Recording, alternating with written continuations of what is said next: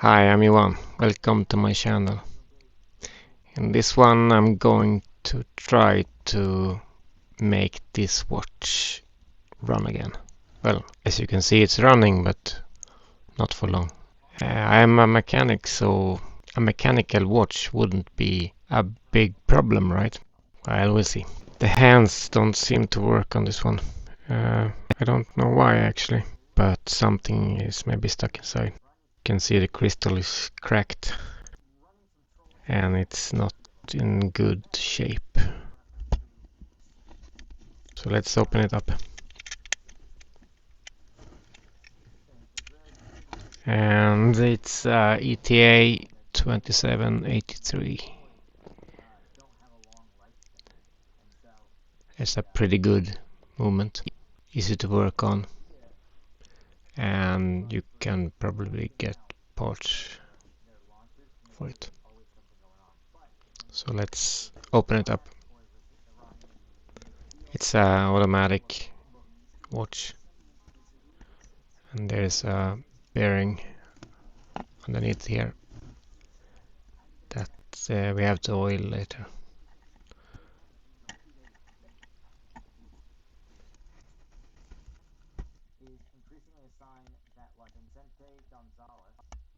The automatic module is coming off in one piece. We'll take it apart later.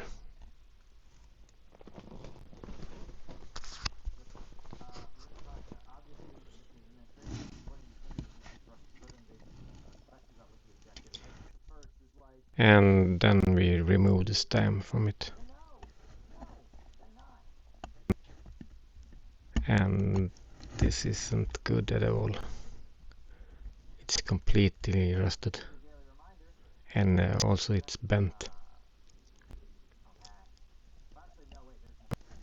So removing the case. And I'm gonna look at the dial. Oh, the dial is fine. The hands are not great. The loom is gone. Well, it's not gone, but it's not great. And I can't reloom it right now. So maybe we do it later. And now the hands were moving again. So let's remove them. Piece of plastic so I don't destroy the dial. It's the most important part of this watch. And this watch is it's a fairly cheap watch. I don't want to destroy my more expensive watches. It's not my first watch, but the other one has been so broken.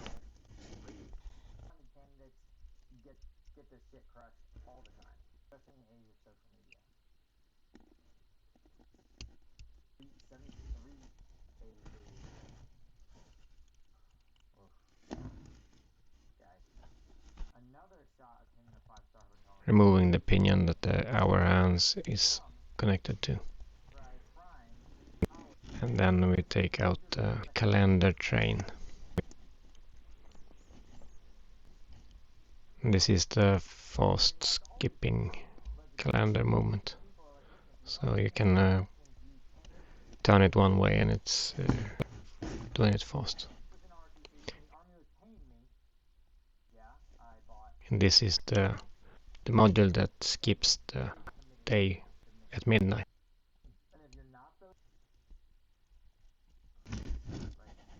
You really don't want to destroy that one either.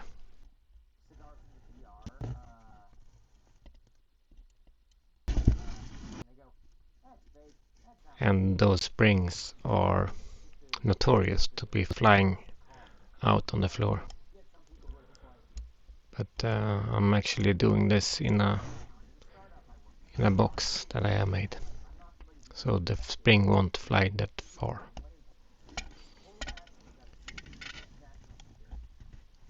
But I'm trying to hold down the springs with a screwdriver so they won't pop off.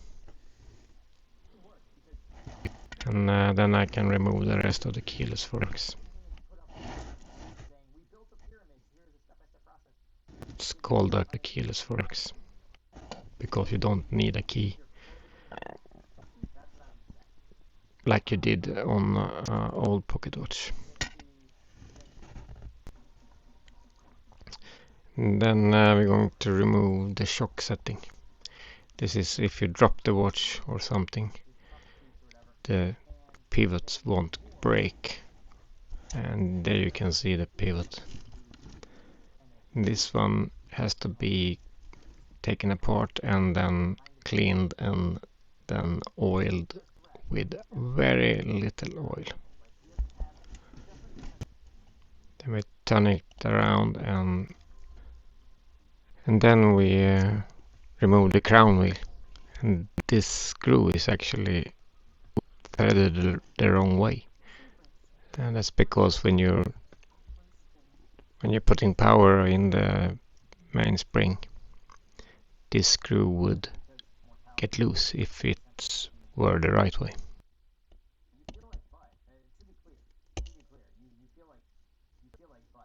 There's some power in the spring in the barrel, but the movement wasn't running.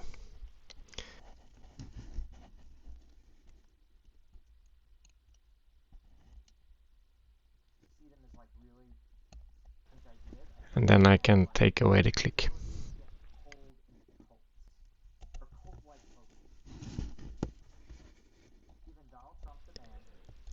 And the click spring without losing it. Well, I found it anyway. And now the ratchet wheel.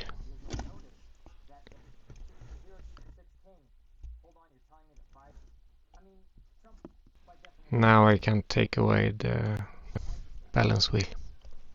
This spring is called a hairspring for a reason. It's very, very tiny and it's easy to break it. Then we take away the bridge for the pallet fork. This one is also a bit fragile. Removing the train wheel bridge without taking away the gears.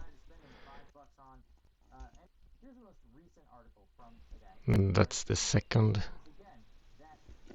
There's the escapement wheel. That's the third wheel.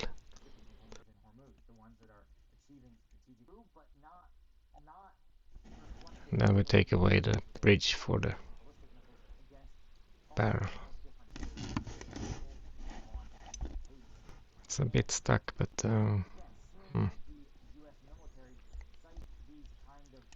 it's not that worn that some old watches are. I don't think this one has been running a lot. It's from the mid-70s. And the quartz crisis were just around the corner.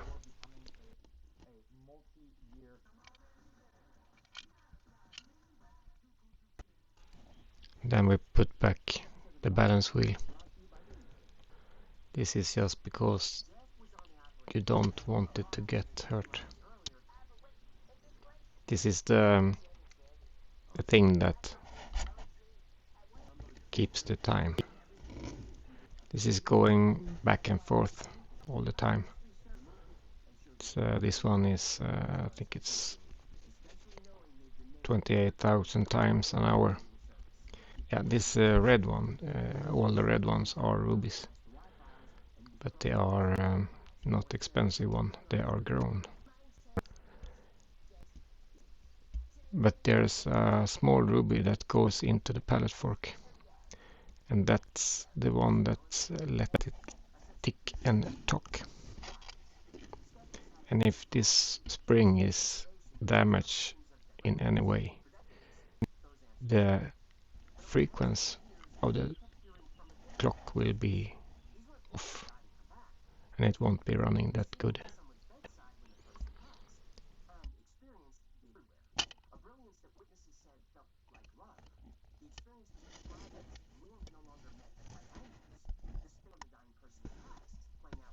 And then we take down the automatic module.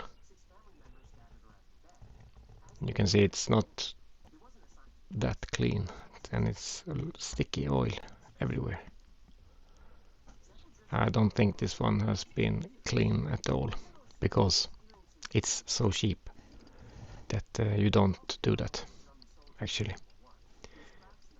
you won't pay 500 or even $300 for a service on a clock that's cost about 50. And then we take apart the mainspring, and it's not that bad, but you can see it's full of old oil, and this is a bit fiddly. You have to be careful so you don't let go of the spring, because then you can hurt it. Of course, if you're going to sell a clock, a watch, you put in a new spring. They're not that expensive. But if they aren't broken and they are running great, then you don't have to do that. You just have to wind it back. And it's not just if you don't have the tools. So I'm actually not filming that.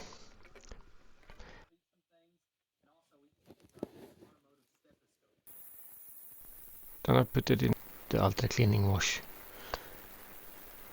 We're doing 4 watches at a time, and just some anti-grease and then some EPA.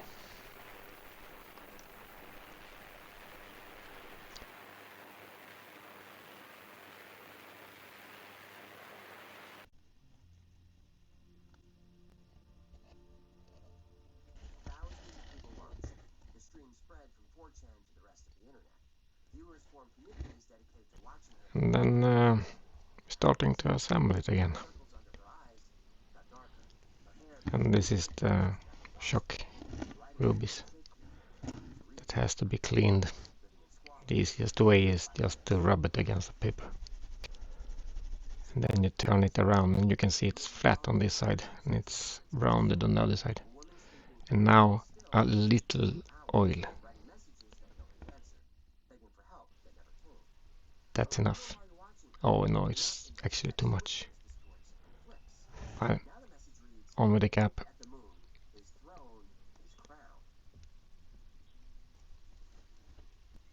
And we open up the shock protector.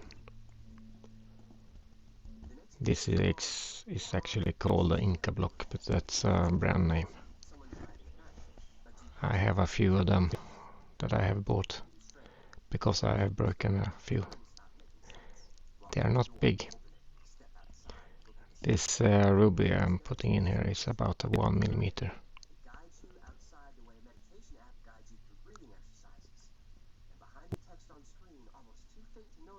And this is very fiddly. The pivot that comes up in should be in the hole is about 2/10 of a millimeter. So it's not that big. And it's easy that you break it. So far I haven't broken one yet, but I think I'm going to, because they've been closed. And this is on the other side, of course. They have one on the other side.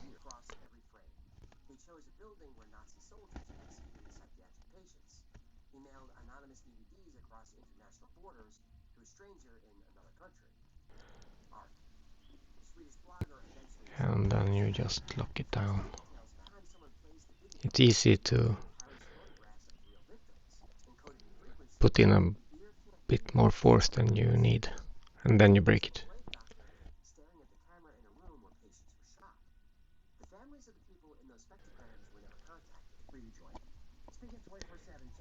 Then take it apart again.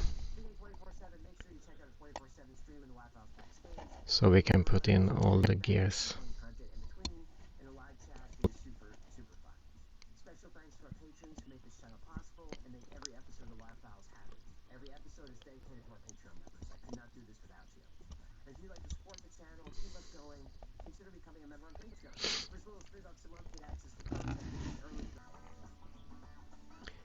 And then we start oiling. And if you put a needle like this is down a canister with oil and pull it up, that amount of oil you're getting on the needle is too much for the entire watch. So you really have to be careful. You don't want to over oil it, because then that oil will stick in places where you don't want it. And if you do that,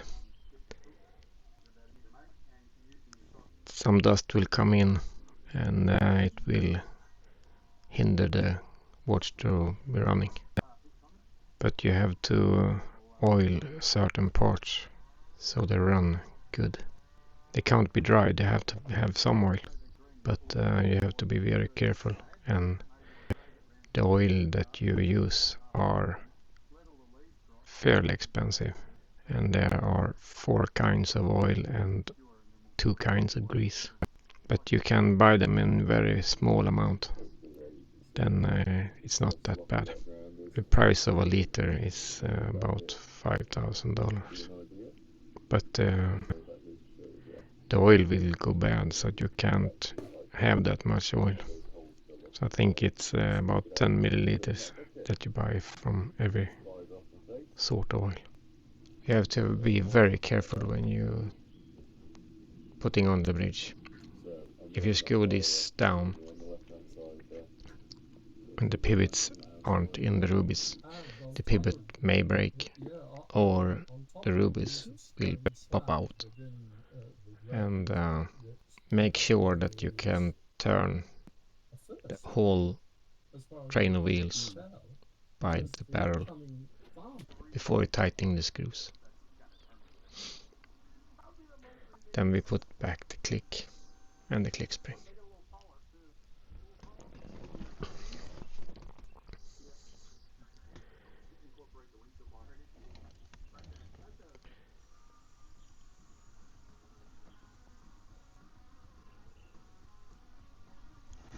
Of course, this one is harder to put back than take apart. If you don't succeed the first time, you have to crawl on the floor and find it, and then do it again. If you don't do it in a box. I made my box so I can film this with my mobile phone. It's pretty easy. And then some more oil, of course. If you can see the oil, it's too much. And if it's too much, it won't do any good. But you can actually see the oil is wicking in the gaps.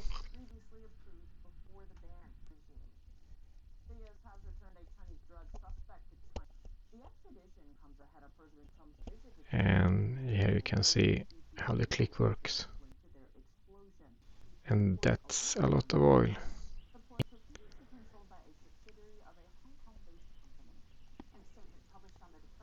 And then put in the ratchet wheel.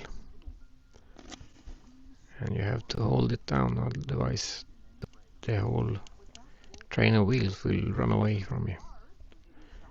They can handle it, of course. It's not that high speed, but you should be careful with that. Then we put in the pallet fork, and this has oil on the tip of the rubies. It's 2 rubies that are on the fork, and I have a little bit of oil on that one. It's a heavy oil. You can use some grease too, but I used oil.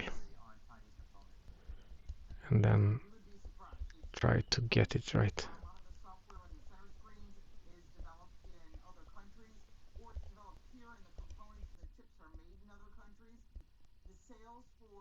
Then we're tightening it down when we know it's working.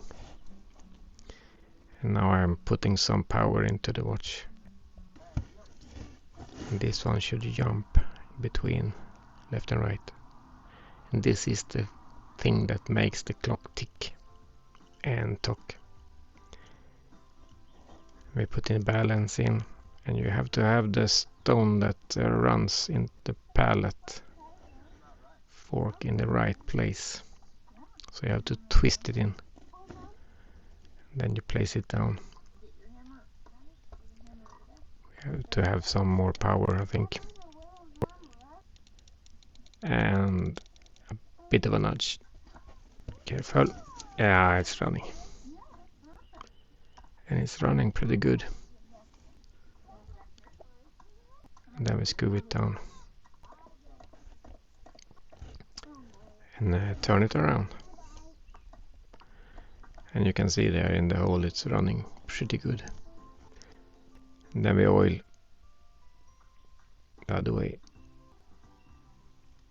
I oiled the rubies on the other side too, but not like that. Ah, it's too much. We have to remove it. And then the keyless works getting in. And there's some grease on this one between. Can barely see it because it's the white color.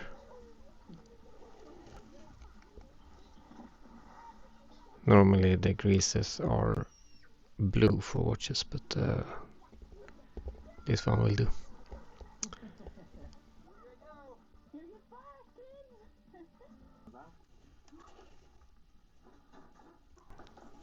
This twisted crown stem is only for now. I'm going to exchange that for another one.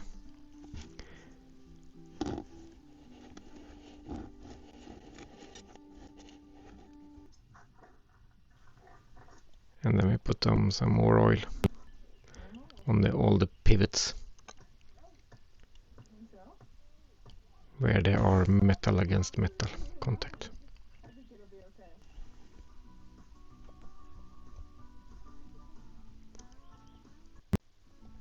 And they should be inside a slot. Well, everything should be inside a slot, actually, because it's moving back and forth when you're pulling out the stem. So everything is spring loaded and can only go in one way. And you have to find out how if you don't remember.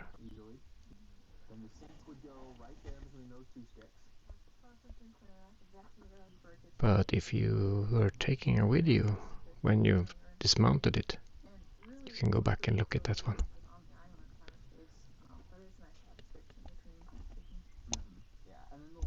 And don't lose the spring. This is one of the strongest springs in the watch. Maybe I should have it on my monster truck. Maybe not. And then some grease. I'm not putting a lot of grease here, but I'm gonna use it some other places too before wiping it off.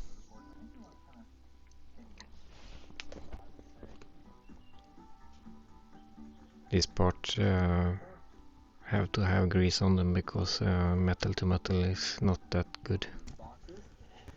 Then we're putting on the cover plates with the spring.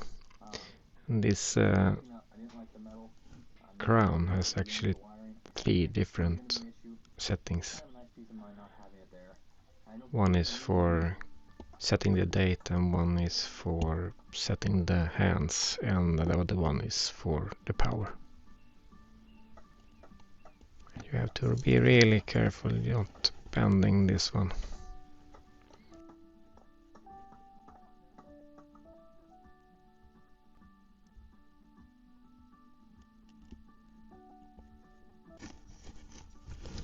And then we take some grease from the other side and move it. It's not much grease, but it's enough. There are a few outlet boxes that are going to go wire in the kitchen for the outlets above the countertop. Start stretching the wire. Yeah, get going on that. And then the wheel for the setting the hands is going on.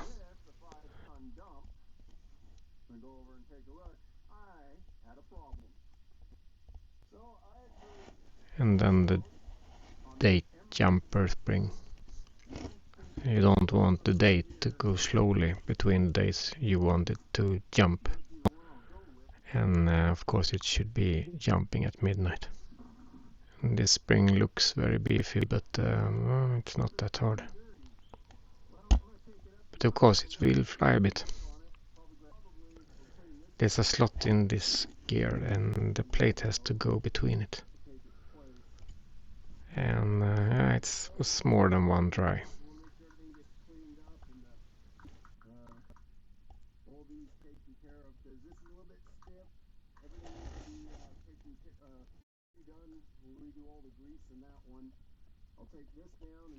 Place it in for now, and then we put in the cannon pinion.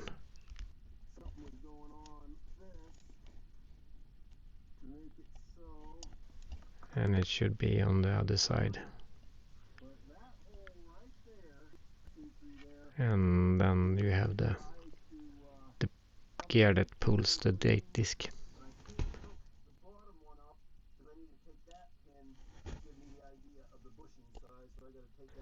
And then the hour hand.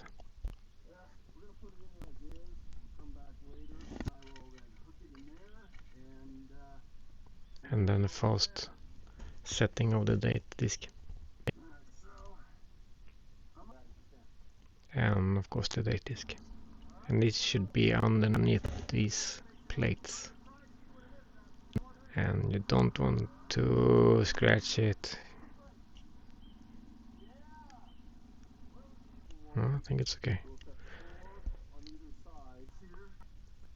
And then the other plate is actually has a spring on it that going to push down the fast setting of the, you can see here.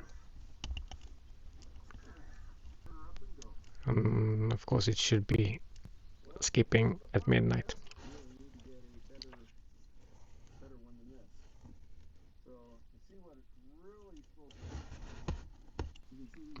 Then we put back the dial, and the dial feet is locked by this hook if I turn it the right way,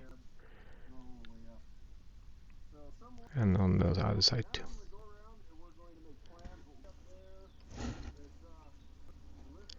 Normally they have screws that holds them down. And then you clean it off, and I have this blower to get the dust off. But of course I have the cuts on my fingers, so I don't make any marks on the dial or in the watch. If you're going to buy these cuts that you have on your fingers, you have to buy them extra large, because the manufacturer are also making condoms, and they don't know what big is.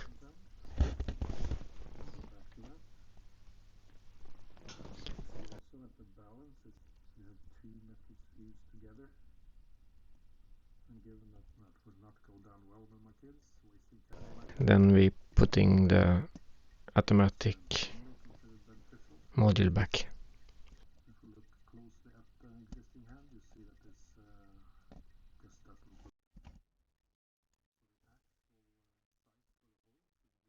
And these wheels are actually ratchet wheels. So if you go one way, one wheel is driving the force, and if you go the other way, the other one is driving the force. It's a pretty neat solution for being 70 years old. Well, not this watch, of course, it's only 50 years old, but the idea is 70 years old.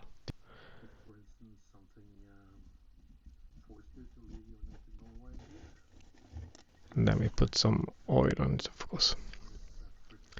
Every ruby has a little bit of oil. Maybe I didn't film everyone, but yeah, otherwise it wouldn't run for long or fast. And then we put it back in. And here you have to put some power into the watch so the gear will put in the right place.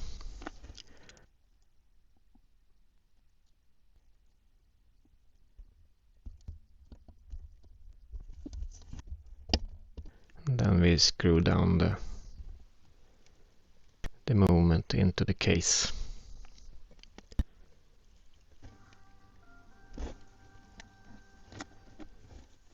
And then the bearing will have some oil.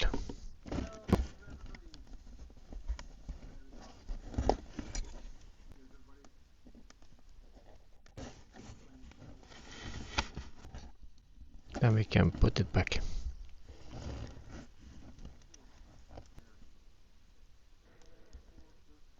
And tightening it up.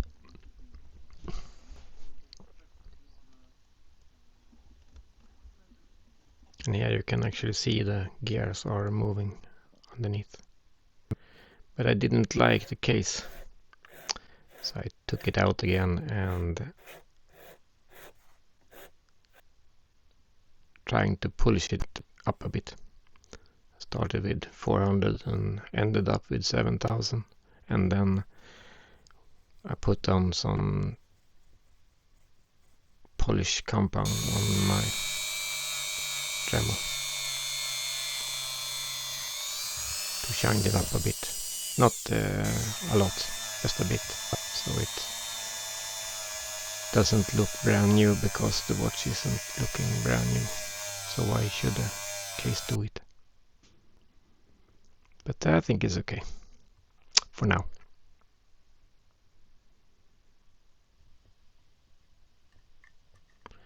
And then I put on a new crystal with this press. You shrink the diameter of the crystal and then you pop it in. And this has a bezel in the inside that help the crystal to fit snug and great. And then just clean it out and blow the dust away.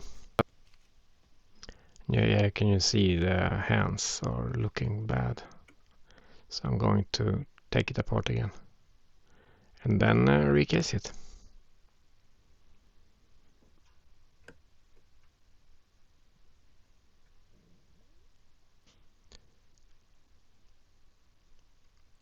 And put in the new stem. Well, not a new stem, another stem.